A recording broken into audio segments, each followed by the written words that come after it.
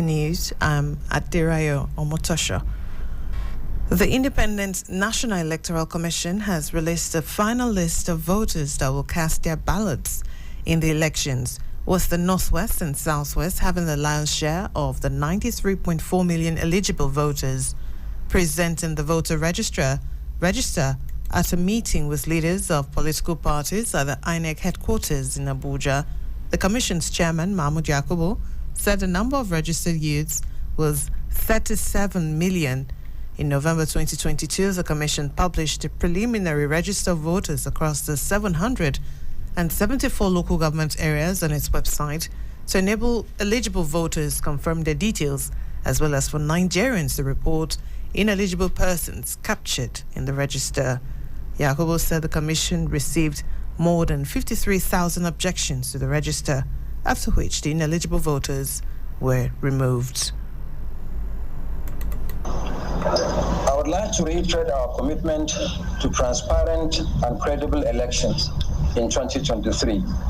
We'll continue to take every step to protect the sanctity of the votes cast by citizens and deal with infractions, including the arrest and prosecution of persons that attempt to perpetuate illegality at the polling units on election day, be they underage voters or vote buyers. Once again, the Commission appreciates the patience of Nigerians who have been queuing up at the designated centers to collect their PVCs. To make it easier, we devolved the collection to the 8,809 registration areas for wards nationwide. We have also uploaded the comprehensive list of the ward collection centers nationwide. That presentation was most likely to generate reactions. One of the reactions was from Yusuf Dantale, the Allied People's Movement. I want to thank the Honorable Chairman of the Commission for the effort so far in trying to ensure that power is transferred to the common man in this country using all possible means. We are equally aware of some of the frictions in the system to ensure that the effort of the Commission is truncated in life. But political parties are resolved to ensure that we cooperate with the Commission to ensure that the Commission have a smooth and successful election throughout the 2023 general election. IPAC is confident, though we had a press conference after the General Assembly this week, resolving to ensure that we cooperate with the Commission to ensure that whatever it is that will be anti-democratic in the system, parties will resist it and ensure that this democracy does not fail. This country, because of the new Electoral Act, which is passed into law, and this has given rise to so many innovations that we believe that if this is allowed to go, we'll have something different, and our democracy will go far beyond what it was in the past. Yes, it is evident that the use of beavers and electronic transmission of voting will ensure that there won't be anything. It will discourage vote buying. It will equally discourage the issue of going to write election results from the rooms and asking officials of INEC to declare results before you go to court. So many things have changed. And because of that, it makes it evident that so many efforts are in place to ensure that this did not work. But we are equally appealing to political party leaders in the country to see power belongs to God, and He give it to whoever He will. We will try the best we can, but we should see that we don't put the country. We have to put the country forward. We don't put the country under intense pressure that this democracy, making that the world to look as if the democracy will not succeed, or this election there will be problem. We are not seeing any problem. Yet people will attempt to frustrate it, but we should please see that we work together to see that we own this country, or we give this country what. There's no country in Africa that can accommodate the refugee problem in Nigeria, considering our population. Every country in Africa is looking on to Nigeria so that whatever we do, they learn from us. So based on this, we should, as much as possible, try to see to put our country forward. And parties are equally. So we should While doing this, put the political party leaders, we should work with the security agencies too, and the traditional rulers to see that we have a smooth transition. Speaking there, Yusuf Dantale, the national chairman of the Enlightened People's Movement, reacting to the voters' register presented Wednesday by the INEC chairman, Professor Mahmoud Yakubu. Meanwhile, group under the aegis of Diaspora Group for Good Governance said it aspires to ignite a national conversation, a national dialogue among various stakeholders, including the government, political parties, and the campaign councils. Addressing journalists at a press conference in Abuja, the national convener of the group, Comrade Shima Christian, said the group is simulating a situation where the Southeast and South-South presented anomaly in the voter revalidation data by disagreeing with the national average of 17% and have an average of regional average of 35.2%. We have also had this from people in Lagos and in some other parts of Nigeria. So we're calling on INEC. If indeed INEC has printed PVCs, why is it distributing PVCs according to region, according to place of origin, or according to the name on the PVCs? So these are some of the issues that might technically compromise the elections. And finally, it is our belief that Nigeria has made significant improvements in election management and electoral laws since 1999 when we started. The group also insists that beavers should be subjected to multi-stakeholders. So that when we finish the elections, Nigerians can indeed say that out of 100 people who attempted accreditations, 50 were successfully accredited, so that we can look at the success or the failure rates of the beavers, and then we can subject that data to national and statewide spread, so that as we looked at the invalidation data from the abyss, then we're also able to look at the invalidation data from the beavers to see that indeed that the whole nation is presenting the same average. But if we see anomaly, then that suggests that the elections might. The Assistant Inspector General of Police in charge of Zone 7, Kayode Egbetokun, says the police will work more on intelligence gathering towards security for the forthcoming 2023 general elections. Egbetokun made this revelation during a familiarization visit with the Federal Capital Territory Police Command Wednesday. He noted that the police officers are the strategic managers for the provision of adequate security for election. He further ordered the FCT Police Command to intensify, stop and search operations while urging the police officers to respect human rights and shun extortion in the course of their duties. President Muhammadu Buhari has described the Bishop of Sokoto Diocese, Matthew Hassan Kuka, as the most vigorous fighter. Buhari stated this when the executive members of the Catholic Bishops' Conference of Nigeria paid him a courtesy visit.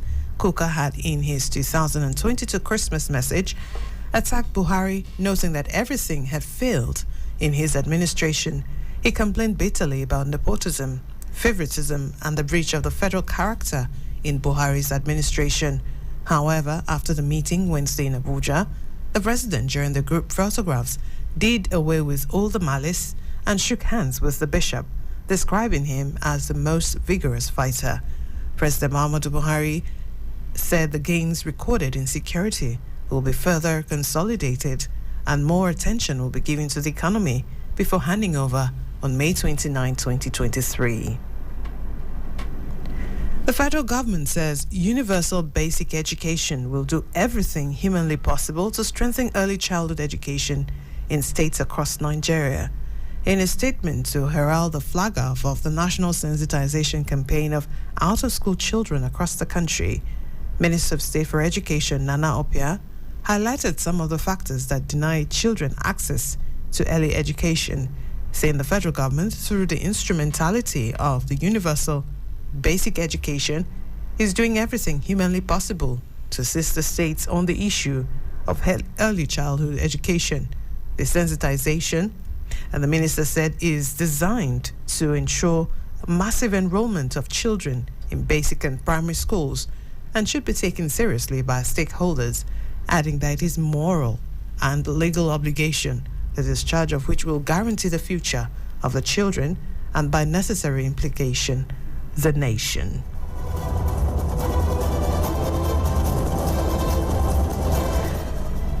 The Nigerian Meteorological Agency has predicted dust haze from Thursday to Saturday across the country.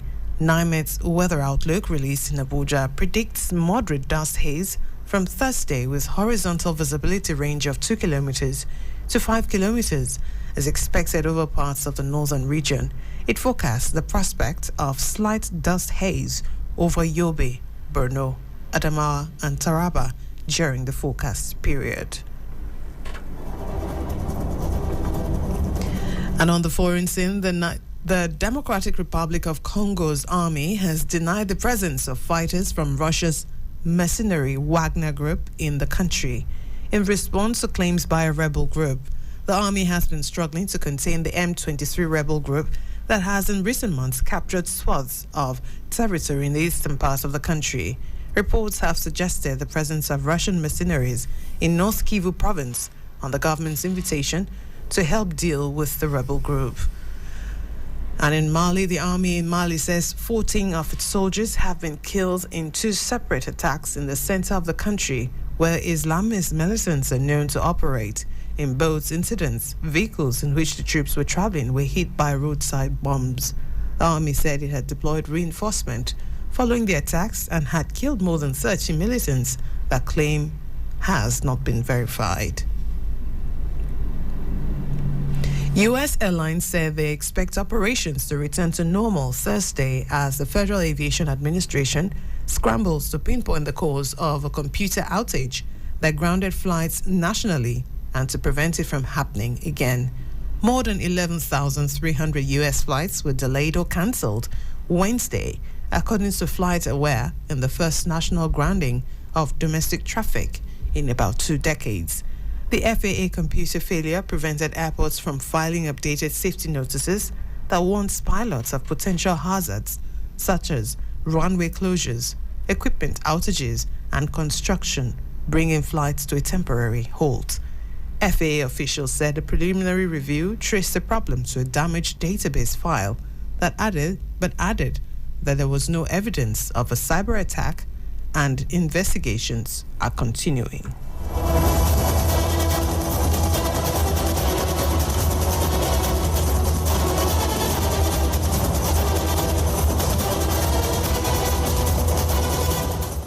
In sports, African champions Quadri Aruna of Nigeria and Dina Meshref of Egypt have been handed tricky ties in the first round of the WTT Contender Durban, taking place at the Olive Convention Center, Durban in South Africa.